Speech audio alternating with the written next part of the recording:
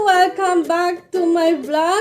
Good morning, Philippines. Good morning, world. So, our episode for today is a cooking show. So, as you can see, sa baba natin may mga bowls at mga cup. So, we will be cooking Creamilicious Monggo or lugaw na munggo.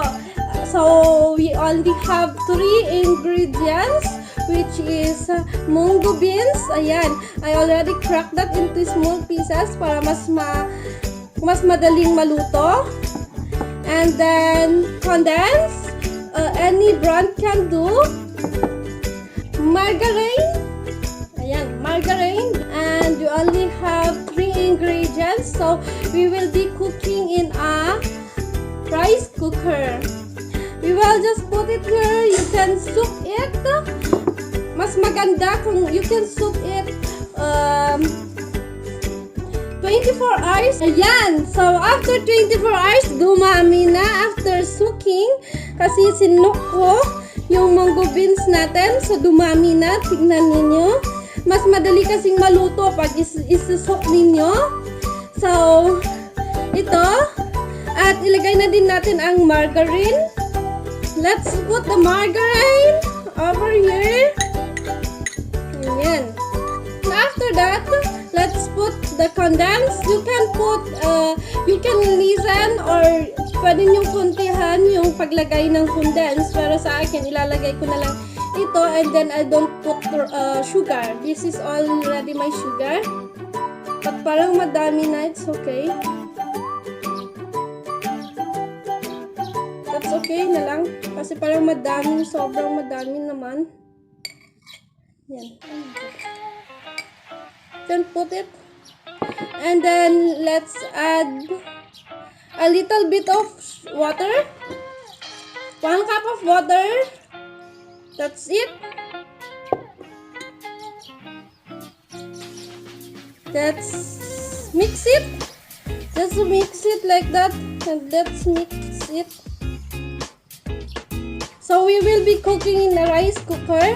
Dito natin ilalagay. So, magluluto tayo sa rice cooker. Ayan.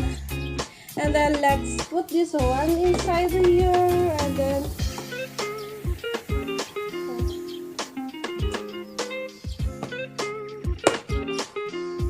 so, ayan. Hintayin lang natin na maluto. Let's just pull this one. And let's wait until maluluto yung munggo beans natin. Ayan. So, let's wait until my munggo beans will be cooked. Ayan yung itsura niya. So, ayan. Ay. After 15 minutes, naluto na. And that's, oh my God. Let's see. Charang! Ayan, naluto na. Ayan, guys, naluto na.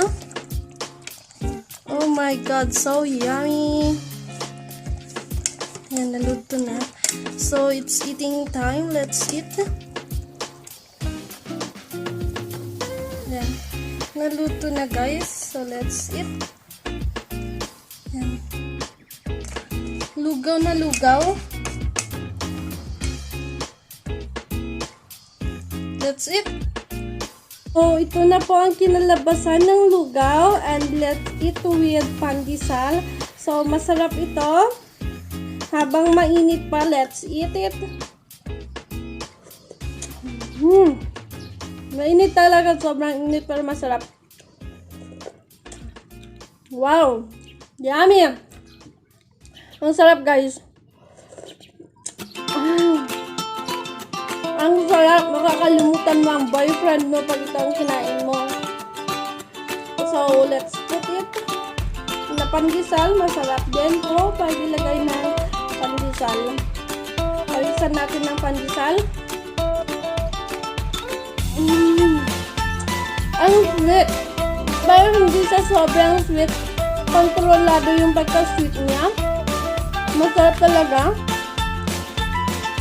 At tamang-tama yung ganon. Ang lagyan, tapos lagyan ng munggo. Kasi tamang-tama lang yung luto ng munggo, kaya masarap.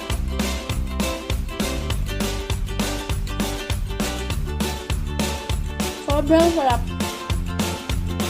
Okay lang kasi hindi sobrang naluto at kaya masarap talaga siya kasi katamtaman lang din.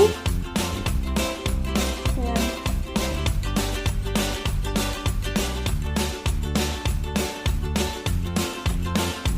Ang sarap talaga, guys.